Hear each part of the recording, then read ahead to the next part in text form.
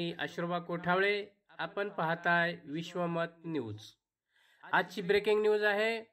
साळेगाव येथील मांजरा ट्रॅव्हल्स यांची वास्तुशांती व त्यांच्याच घरावरील छत्रपती शिवाजी महाराज यांच्या अश्वरूढ पुतळ्याचे अनावरण सोहळा मोठ्या दिमाखात पार पडला. छत्रपती शिवाजी महाराज यांच्या पुतळ्याचे अनावरण संघर्ष योद्धा मनोजदादा जरांगे पाटील यांच्या शुभ हस्ते करण्यात आले.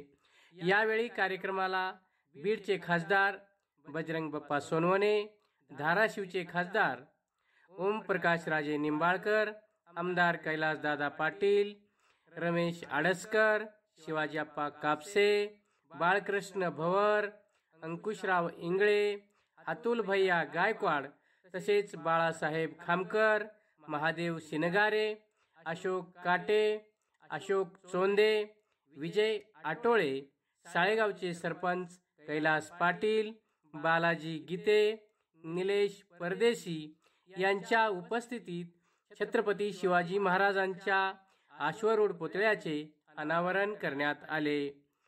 यावेळी बहुसंख्येने नागरिक उपस्थित होते.